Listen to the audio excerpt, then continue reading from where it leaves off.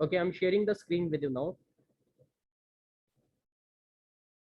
Okay, तो planets क्या है? There are 8 planet. पहले हमारे सोलर सिस्टम में 9 planet काउंट होते थे, लेकिन इसमें से एक ऐसा प्लेनेट है जिसे अभी प्लेनेट नहीं कंसीडर किया जाता है, and that is known as the Pluto. Pluto को अब सोलर सिस्टम का प्लेनेटरी पार्ट नहीं माना जाता है, इट इज जस्ट एक पार्ट कह सकते हो, इट्स ए, ठीक है, celestial body but not the solar system planet, right. तो हम बात करेंगे प्लैनेट्स की। Beside revolving around the sun, a planet also rotate on its own axis. तो मैंने आपको बताया था कि जो प्लैनेट है उनके दो मोशन होते हैं, एक मोशन वो अपनी एक्सिस पे घूमता है जिसे रोटेशन कहते हैं, और दूसरा मोशन जो होता है वो होता है उनका सन के चारों ओर घूमना, that is called revolution, right. तो time taken by the planet to complete one rotation is called its period of rotation. Similarly, the time taken by the planet to complete one revolution around the sun is called period of revolution.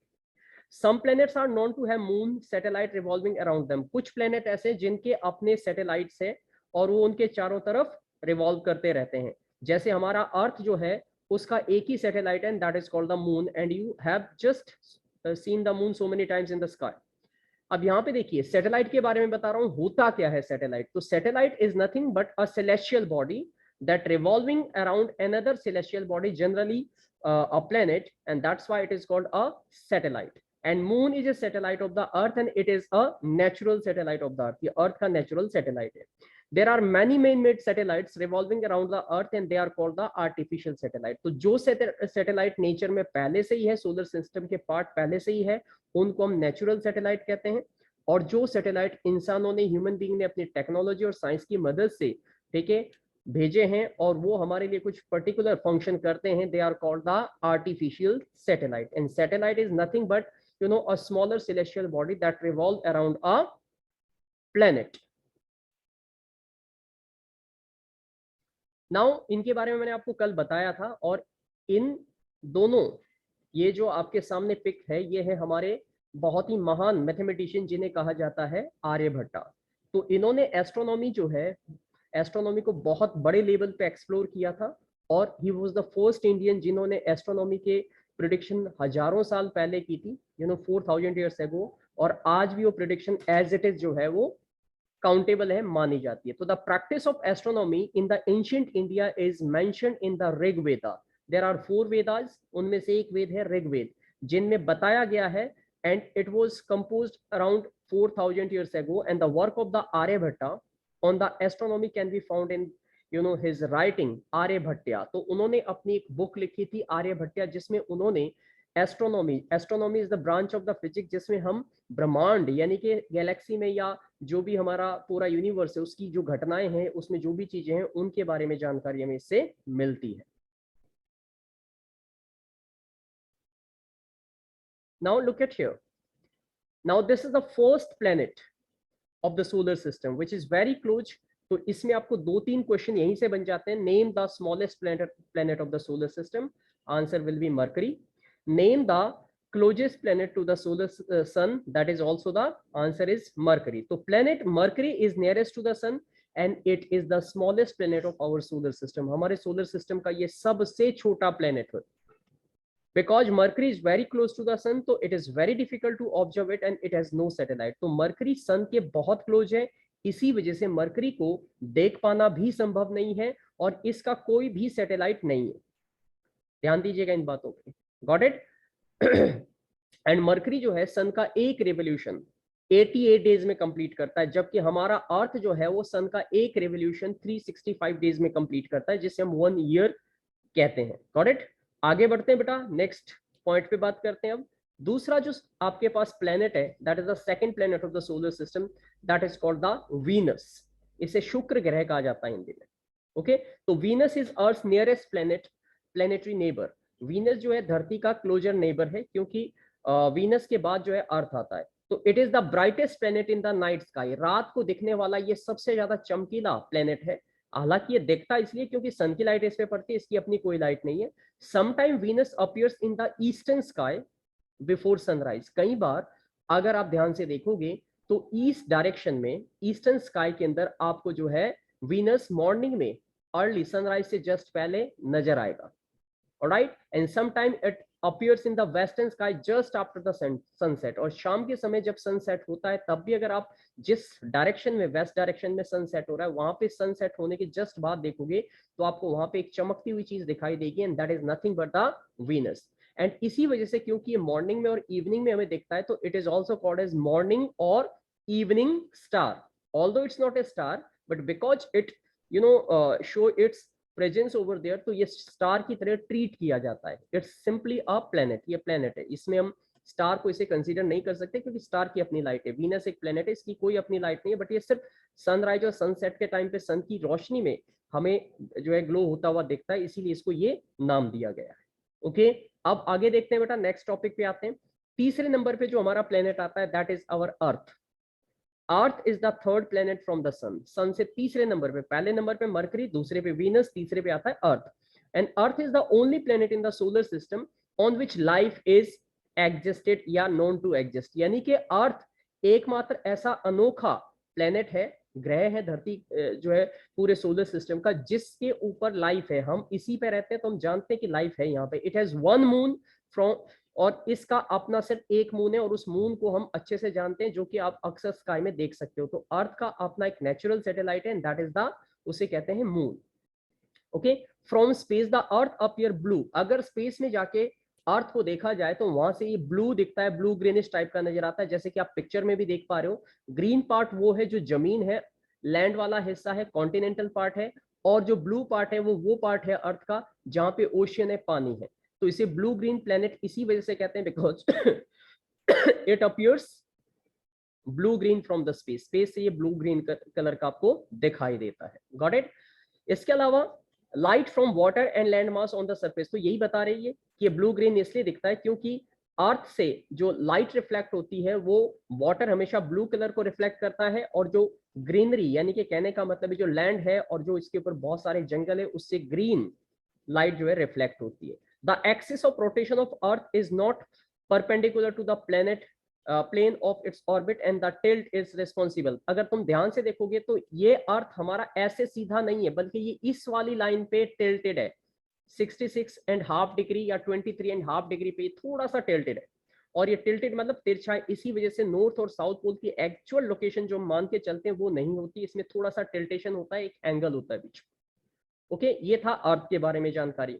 ठीक है, और इसे solar system का unique planet भी कहा जाता है because इसके ऊपर लाइफ है, यहाँ वाटर है, ऑक्सीजन है, and so on. That's why हम कह सकते हैं कि ये जितने भी 8 प्लेनेट है उनमें सबसे अलग है, सबसे यूनिक है।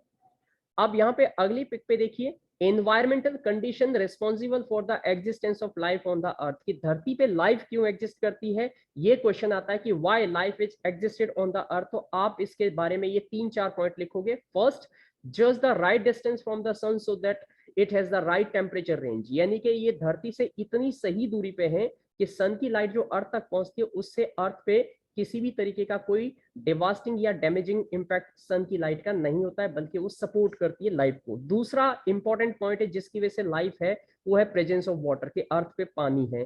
तीसरी इंपॉर्टेंट कंडीशन है जो लाइफ को सपोर्ट करती है वो सूटेबल एटमोस्फेयर है, जिस एटमोस्फेयर में ऑक्सीजन है, कार्बन डाइऑक्साइड है, जो प्लांट और एनिमल के लिए जरूरी है। एंड तीसरा इंपॉर्टेंट पार्ट है it has a blanket of ozone, यानी कि एटमोस्फेयर के बाहर एक लेयर है जिसे हम कहते हैं ओजोन, और वो ओजोन लेयर जो है सन से निकलने वाली अल्ट्रावायलेट रेडिएशन को हमारी धरती पर आने से रोकती है, यानी कि उनको क्या करती है, फिल्टर करती है। इस बात का ध्यान दीजिएगा। ओके, तो ये अर्थ के ये 3 नंबर का क्वेश्चन आता है कि what are the condition due to which the life exist on the earth. तो ये जो पॉइंट्स मैंने आपको बताए they are the answer for that particular question. Now next पे आते हैं बेटा, अगला टॉपिक हमारा जो है वो है हमारा मार्स, यानी कि this is the 4th planet of the solar system from the sun. Earth के बाद नेक्स्ट अगला नंबर जो आता है दैट इज मार्स, जिसे हम मंगल ग्रह कहते हैं हिंदी में। And the next planet, the first outside the orbit of the earth is Mars, मतलब अर्थ के बाद दूसरा जो बाहर की तरफ प्लेनेट आता है, अर्थ से दूर है ये, एक्चुअली अर्थ का नेबर ही कह सकते हो, बट ये अर्थ के बाद चौथे नंबर पे आ रहा है। अर्थ की पोजीशन थर्ड है सोलर सिस्टम में। इट अपीयर स्लाइटली रेडिश, ये रेडिश कलर का प्लेनेट है। अगर देखते हैं इसे, अगर आप इसको बाइनोकुलर से देखोगे या बहुत बड़े टेलीस्कोप से देखोगे तो ये आपको रेडिश कलर का दिखाई देगा, इसीलिए इसे red planet of the solar system भी कहा जाता है। Therefore it is called red planet. And Mars has 2 small natural satellite, Mars के 2 स्मॉल नेचुरल सैटेलाइट है। ध्यान देना, वीनस का कोई सैटेलाइट नहीं है, मर्क्यूरी का कोई सैटेलाइट नहीं है, अर्थ का एक सैटेलाइट है जिसे मून कहते हैं, और मार्स के 2 नेचुरल सैटेलाइट है। ओके, ध्यान दीजिएगा सारी बातों पे। ये सारे छोटे छोटे क्वेश्चन होंगे, जब मैं आपको क्वेश्चन भेजूंगा तो आप समझ पाओगे कि ये सारे क्वेश्चन यहीं से निकाले गए। अब यहाँ पे एक और टर्म आपके पास आ रही है, this is called the Mangalyaan. हमारे देश ने, जिसका नाम है इसरो, यानी कि हमारे कंट्री के अंदर जैसे नासा अमेरिका की एक बहुत बड़ी स्पेस ऑर्गेनाइजेशन है, ऐसे ही इंडिया की भी एक स्पेस ऑर्गेनाइजेशन है जिसका नाम है इसरो। इसरो की फुल फॉर्म याद रखिएगा, एग्जाम में 1 मार्क में पूछी जाती है। इसरो में आई स्टैंड करता है इंडियन, एस स्टैंड करता है स्पेस, आर स्टैंड करता है रिसर्च, ओ स्टैंड करता है organisation, that is Indian space research organisation, इसे इसरो कहा जाता है। नासा भी इसी तरीके की ऑर्गेनाइजेशन है, बट वो अमेरिका की ऑर्गेनाइजेशन है। इंडिया की जो ऑर्गेनाइजेशन है जो हमारे स्पेस के बारे में काम करती है, दैट इज द इसरो। इन्होंने, it launches India first Mars orbit mission, सबसे पहला जो ऑर्बिट मिशन इंडिया ने लॉन्च किया था उसे नाम दिया गया था मंगलयान। एंड इसे लॉन्च किया गया था नवंबर 5, 2013 को। 2013 में 5 नवंबर को इंडिया ने अपने सबसे पहला मार्स पे एक मिशन भेजा था जिसे नाम दिया गया था मंगलयान। क्योंकि मार्स को हिंदी में मंगल ग्रह कहते हैं तो इसको नाम भी मंगलयान इंडियन सेंस में दिया गया है। It was successfully placed into an orbit of Mars on सितंबर 24, 2014। तो ध्यान से देखिए, 2013 में भेजा जाता है, 2014 में जाके ये जो है मार्स पे उतरता है। तो आप सोच सकते हो कि कितना दूर है अर्थ से मार्स। ठीक है, तो हमारे देश का इसरो जो एक स्पेस ऑर्गेनाइजेशन है, उन्होंने, ठीक है, अब ये स्पेस ऑर्गेनाइजेशन कोई प्राइवेट ऑर्गेनाइजेशन नहीं, ये इंडियन गवर्नमेंट का ऑर्गेनाइजेशन है। इन्होंने पहला फर्स्ट अपने देश का पहला मार्स मिशन जो है जिसे मंगलयान का नाम दिया गया था 5 नवंबर 2013 को इसे लॉन्च किया था। और उसके बाद मार्स पे ये जो मंगलयान उतरा था वो 24 सितंबर 2014 को ये वहां पे लैंड हुआ था। और ये काफी सक्सेसफुल जो है मिशन रहा था इंडिया का। ठीक है, with this India became the first country in the world to do so in its first attempt, यानी कि भारत दुनिया का पहला देश बना था। हालांकि इससे पहले कई कंट्रीज ने ट्राई किया, लेकिन वो पहले अटेम्प्ट में ही मार्स पे अपना मिशन नहीं पहुंचा पाए, उनको कई बार ट्राई करना पड़ा। बट इंडिया पहला ऐसा कंट्री था जिसने पहली बार ट्राई किया और फर्स्ट अटेम्प्ट में ही मंगलयान मार्स पे उतार दी। तो यहां से हम समझ सकते हैं कि हमारे देश के अंदर साइंस और साइंटिस्ट काफी हार्ड वर्किंग है, मेहनती है। उसके बाद देखिए आगे, ये है जुपिटर। जुपिटर कुछ इस तरीके से दिखता है, ये इसकी कुछ खास तरीके की रिंग्स टाइप की दिखती है, लेकिन सबसे जो अट्रैक्टिव आपको दिखेगा वो सैटर्न, शनि ग्रह जिसे कहते हैं। जुपिटर को हम बृहस्पति ग्रह कहते हैं, हिंदी में भी आपको नाम पता होने चाहिए, बिकॉज आप इंडिया में रहते हो तो हमें इंडियन लैंग्वेज के अकॉर्डिंग इंडियन सेंस में भी चीजों का पता होना चाहिए। जुपिटर जिसको हिंदी में कहते हैं बृहस्पति ग्रह, Jupiter is the largest planet. अब ध्यान देना, स्मॉलेस्ट प्लेनेट हमारा है Mercury, largest planet solar system का that is the Jupiter. Alright, and it is also large, so large that about 1300 Earth can be placed inside the giant planet. ये इतना बड़ा है जुपिटर की लगभग 1300 धरतियां अगर इकट्ठी करके इसके अंदर रख दें तो आराम से समा जाएगी। तो आप इमेजिन कर सकते हो कि वो कितना बड़ा है। However, the mass of the Jupiter is about 318 times that of our Earth. तो हमारे अर्थ के मुकाबले में मार्स का जो मास है, जो वजन है, वो 1318 गुना ज्यादा है। तो ये बातें आपको सारी पॉइंट टू पॉइंट याद रखनी है। और जो आपको वीडियो मिलेगा उस वीडियो पे आप पोज करके आप उसको, ये सारे नोट्स अपने कॉपी पे लिखें और इन्हें तैयार करें, बिकॉज ये अपने आप में इस तरीके से बनाए गए हैं कि आपको हर चीज शॉर्ट में ब्रीफली इजीली समझ में आ जाएगी। अब आते हैं बेटा, आगे बढ़ते हैं। ठीक है, इसके बारे में थोड़ी और जानकारी देता हूं मैं आपको। It rotate very rapidly on its axis. अपने एक्सिस पे जो जुपिटर है वो बहुत तेजी से घूम रहा है, क्योंकि कोई चीज जितनी ज्यादा बड़ी होती है उसका ग्रेविटेशन फोर्स भी उतना ही ज्यादा होता है। Jupiter has a large number of satellite. Jupiter के सबसे ज्यादा नंबर ऑफ सैटेलाइट माने गए, सबसे ज्यादा नंबर ऑफ सैटेलाइट जुपिटर के पास है। इट हैज फेंट रिंग्स अराउंड इट। इसके चारों तरफ अगर आप देखोगे तो येलो और रेड कलर की जो लाइनें दिख रही है इनको रिंग्स कहते हैं। इसके चारों तरफ ये रिंग्स है, और ये रिंग्स किसकी वजह से हैं? इसके चारों तरफ जो इसका एटमॉस्फेयर में उसमें तरह तरह के जो है वो गैसेज हैं जो कि कलरफुल ग्लो देती है, दैट्स व्हाई ये रिंग उसकी वजह से बनी है। And you can easily recognise Jupiter as it's appear quite bright in the sky and it has 4 moon. ध्यान देना 4 मून फिलहाल हमारे पास अवेलेबल है, इसके है तो इसके ज्यादा, बट इसको हम कह सकते हैं कि इसके जो है सबसे ज्यादा सैटेलाइट है, तो उनको कंफर्म नहीं किया गया है। 4 मून ऐसे जो बिल्कुल कंफर्मेटरी है, जो कि आप डायग्राम में भी देख पा रहे हो 1 2 3 ऐसे करके यहाँ पे, ठीक है। तो इसके 4 मून है, ये हमारे बुक में फिलहाल मेंशन है, कई अलग अलग बुक में अलग अलग होते हैं, इसीलिए जैसा जिसके बुक में हो आप उसी के अकॉर्डिंग अपना तैयार कर सकते हो, बिकॉज इसकी कंडीशन चेंज होती रहती है। अब उसके बाद अगला जो हमारा जो प्लेनेट है बेटा, that is called the Saturn. इसको रिंग्ड प्लेनेट भी कहते हैं। देखो ये बहुत स्पेशल टाइप का प्लेनेट है, इसकी लुक देखोगे आप तो ये सबसे ज्यादा अट्रैक्टिव प्लेनेट दिखता है, सबसे ज्यादा अनोखा प्लेनेट है, बिकॉज ये this is quite interesting and quite fascinating planet in the solar system. And one most important thing कि इसके चारों तरफ जो रिंग्स है, ये कई हजार के दायरे पे ये रिंग फैली हुई है, थाउजेंड्स ऑफ किलोमीटर की रिंग्स बनी हुई है। तो बियॉन्ड जुपिटर, जुपिटर के बाद सैटर्न आता है, विच इज जिसको हिंदी में आप शनि ग्रह कहोगे, विच अपीयर येलोइश इन कलर, ये देखने में हल्का सा येलोइश कलर का होता है। व्हाट मेक्स इट यूनिक, इससे जो चीज यूनिक बनाती है इन the solar system, that is the beautiful rings. इसके चारों तरफ जो खूबसूरत रिंग्स आपको दिखाई दे रही है, उसकी वजह से ये सबसे ज्यादा ब्यूटीफुल प्लेनेट माना जाता है। These rings are not visible with the naked eye, आप इनको अगर वैसे देखोगे तो शायद ये कभी आपको नहीं दिखाई देगी, बट यू कैन ऑब्जर्व, अगर आपके पास एक टेलीस्कोप हो तो आप टेलीस्कोप की मदद से अगर आप स्काई में देखो रात के टाइम में, तो शायद आपको ये रिंग्स भी आसानी से दिख सकती है। Saturn also has a large number of satellite, Saturn के भी बहुत सारे सैटेलाइट्स हैं। One interesting thing about the Saturn is that it is the least dense among all the planet.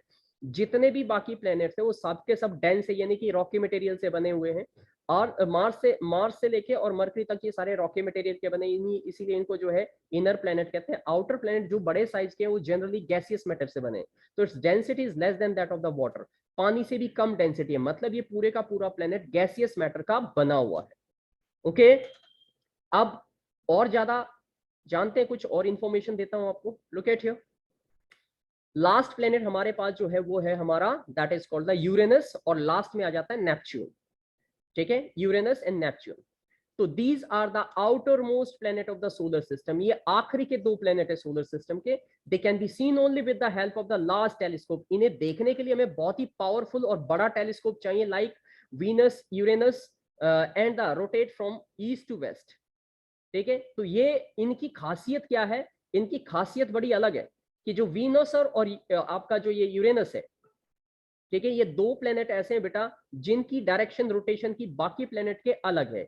ये वीनस और यूरेनस जो है ये ईस्ट से वेस्ट की डायरेक्शन में घूमते हैं, जबकि बाकी सारे प्लेनेट इंक्लूडिंग हमारी अर्थ वो वेस्ट टू ईस्ट घूमती है। ये बात भी आपको ध्यान देनी कि name the planet that revolve from, ठीक है, क्या लिखोगे आप, they revolve from east to west. तो आपको ये 2 नाम याद रखने, एक है यूरेनस और दूसरा है Venus. The most remarkable feature to Uranus का is that it has highly tilted rotation axis. इसकी जो rotation axis है वो बहुत ज़्यादा tilted है. As a result, its orbital motion is appear to roll on its side. ये इसकी जो orbital motion है वो इसके roll side में जो है tilted दिखाई देती है. समझ में आ गई बात?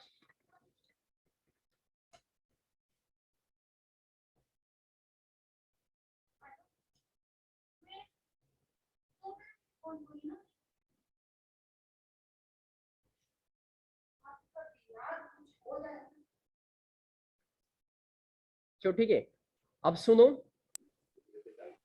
आगे देखो बेटा। द फर्स्ट 4 प्लेनेट जो आपके पास सोलर सिस्टम के अंदर जो फर्स्ट 4 प्लेनेट है उन्हें इनर प्लेनेट कहते हैं। कौन कौन से बेटा? मरकरी है, देन आपके पास वीनस है, अर्थ है, मार्स, ठीक है, ये सन के सबसे क्लोजर प्लेनेट्स हैं, एंड इनको हम रॉकी प्लेनेट भी कहते हैं। They are called the inner planet, and inner planet जो है उनके कम अपने मून्स होते हैं।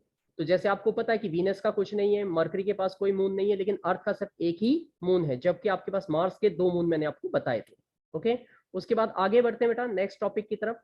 देखिए, the planet outside the orbit of Mars, Mars के बाहर जो बाकी के 4 प्लेनेट बचे, ठीक है, जुपिटर, सैटर्न, यूरेनस और नेपच्यून, ये बहुत दूर है और ये इनर प्लेनेट से काफी दूर दिखाई देते हैं। That's why they are called the outer planet of the solar system, and they have a ring. इनमें ज्यादातर प्लेनेट में हल्की फुल्की रिंग है, लेकिन सैटर्न की सबसे स्ट्रॉन्ग और सबसे ज्यादा अट्रैक्टिव रिंग्स है। And the outer planet has large number of moon, और जितने भी आउटर प्लेनेट है इनके पास मून की भी वैल्यू ज्यादा है, यानी कि इनके पास मून ज्यादा है कंपैरेटिवली। अब अगर बैक पे आए तो कुछ और चीजें हमारे पास जो बच गई वो ये है कि प्लेनेट और सन के अलावा और मून के अलावा कुछ जगहों पे अगर आप ये पिक्चर देख पा रहे हो तो यहाँ पे देखिए इस पिक्चर को ध्यान से देखिए, ये मार्स और जुपिटर के बीच में आपको एक एक डार्क कलर की रिंग सी नजर आ रही है। ये मार्स है, यहाँ पे घूम रहा है, यहाँ जुपिटर है। तो मार्स और जुपिटर के बीच में एक बहुत सारा जो है आप कह सकते हो ऑर्बिट्स के बीच में गैप है, और उसके अंदर बहुत सारे छोटे छोटे छोटे छोटे लार्ज और स्मॉल ऑब्जेक्ट रिवॉल्व करते हैं जो कि सन के चारों तरफ ही घूम रहे हैं। They are called the asteroid, इनको एस्ट्रॉइड कहा जाता है।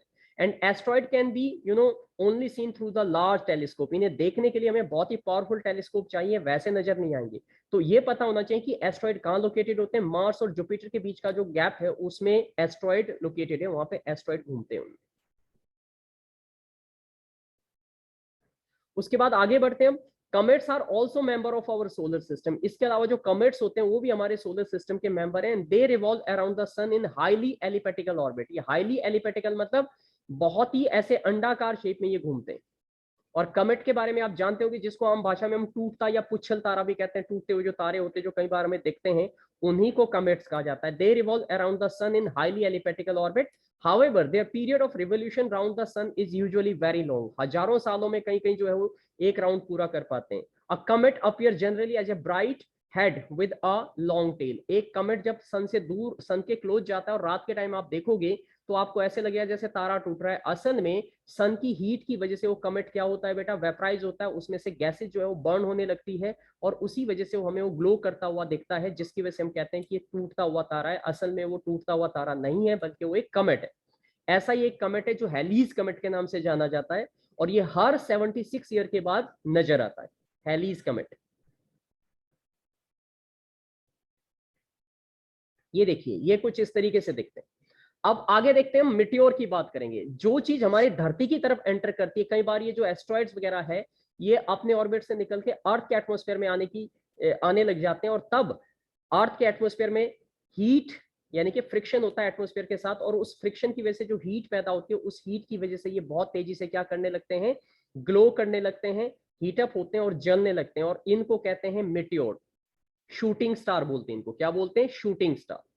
एक पुच्छल तारा होता है, एक शूटिंग स्टार होता है। इसी को टूटता हुआ तारा भी आप आम भाषा में कह सकते हो जब ये हमारे एटमॉस्फेयर में आता है। तो a meteor is usually small object that occasionally, मतलब कभी कभार, इट एंटर, ये धरती के एटमॉस्फेयर में एंटर करते हैं, and at that time it is a very high speed. बहुत तेजी से जब ये अर्थ के एटमॉस्फेयर में एंटर करते हैं तो फ्रिक्शन होता है, फ्रिक्शन की वजह से जो हीट पैदा होती है उसकी वजह से ये बर्न करने लगते हैं, और उस हीट की बर्निंग की वजह से ये ग्लो करते हैं, चमकते हैं और हमें दिखाई देते हैं। हालांकि ये ज्यादातर ऐसे होते हैं जो धरती तक नहीं पहुंच पाते, इवेपोरेट हो जाते हैं, यानी कि एटमॉस्फेयर में ही बर्न होके खत्म होके जो है वो डिस्ट्रॉय हो जाते हैं। बट कुछ ऐसे होते हैं जो अर्थ के एटमॉस्फेयर से भी एंटर करने के बाद ये खत्म नहीं होते और धरती से आके टकराते हैं। तो इनको, तब इन मिटियोर्स को कहा जाता है मिटियोरॉइड। ध्यान देना, मिटियोर को ही मिटियोरॉइड कहते हैं, लेकिन वो मिटियोरॉइड तब होते हैं जब वो अर्थ के एटमॉस्फेयर में आने के बाद अर्थ को जो है जाके हिट करे, तब वो मिटियोरॉइड कहलाएंगे। अगर वो अर्थ के एटमॉस्फेयर में ही बर्न हो जाए तो उन्हें मिटियोर्स कहेंगे सिंपली। ठीक है, ये देखिए, ये मिटियोराइट है, कुछ जो अर्थ के ऊपर आके टकराए थे। Some meteorites are large and so they can reach the earth before evaporate completely. कुछ इतने बड़े होते हैं कि वो एटमॉस्फेयर में पूरी तरीके से जल नहीं पाते, बर्न नहीं होते, और वो धरती तक आ जाते हैं और टकराते हैं सरफेस पे। So the body that reaches the earth is called the meteorite. तो जो अर्थ पे टकरा गया, अर्थ पे अगर उसने हिट किया और अर्थ पे उसका मास हमें मिला, तो हम उसे मिटियोराइट कहते हैं। Meteorite help scientist in investigating the nature of the material from which the solar system was form. ये मेटेओराइट जो है, क्योंकि सोलर सिस्टम के हिस्से, तो इनकी स्टडी साइंटिस्ट करते हैं और ये पता लगाने की कोशिश करते हैं कि किन चीजों से बने हुए हैं। ठीक है, तो यहाँ पे ये लगभग हमारा चैप्टर ऑलमोस्ट खत्म हो जाता है। अब ये रह गया कि मेटेओराइट की शावर, ये देखो इस तरीके से होती है। ये अर्थ के ऊपर जब लगातार गिरते हैं तो इसे मेटेओराइट शावर कहा जाता है। ओके, लास्ट में हमारे पास जो बच गया है वो है artificial satellite. Artificial satellite main made satellite होते हैं जिनको अर्थ से लॉन्च किया जाता है, और ये हमारी साइंटिफिक रिसर्च में या टेक्नोलॉजी को बेहतर करने में हेल्प करते हैं। ये इस तरीके से होते हैं। हमारे देश के भी आर्टिफिशियल सैटेलाइट है। ये देखो, इंडिया ने जो अपना सबसे पहला आर्टिफिशियल सैटेलाइट बनाया था उसका नाम था Aryabhata, was the first Indian satellite. Some other Indian satellite जो है वो इनसेट, IRS, कल्पना 1, ठीक है, एडुसेट एक्सेट्रा, ये भी है हमारे। फर्स्ट का नाम आपको सबको याद रखना है, 1 मिनट से कम समय बचा हुआ है, तो मैं जल्दी जल्दी निपटा रहा हूँ। ये चैप्टर हमारा यहाँ पे आज कंप्लीट हो जाता है। आर्टिफिशियल सैटेलाइट के बहुत प्रैक्टिकल एप्लीकेशन है, ये भी क्वेश्चन तुम्हारा आएगा। इनका इस्तेमाल वेदर फोरकास्टिंग में बेटा, ट्रांसमिशन में, टेलीविजन रेडियो सिग्नल, टेलीकम्युनिकेशन में किया जाता है। म्यूट करो अपने आप को, रिमोट सेंसिंग में, ये इसके यूजेस है। ठीक है, तो यहाँ पे हमारा ये चैप्टर हो जाता है कंप्लीट। ओके, तो अब ये सारी चीजें कंप्लीट हो जाता है, इसका वीडियो मैं अपलोड कर दूंगा, तो सारे बच्चे जो है, ठीक है, उस वीडियो को दोबारा देखेंगे और मुझे अपना फीडबैक भेजेंगे, और सबके सब नोट्स उतारेंगे। कल मुझे कॉपी की पिक सारे बच्चों को भेजनी है। तो हमारे पास 1 मिनट से कम का समय बचा है और ये क्लास हमारी अब ओवर हो रही है। ठीक है, बाय।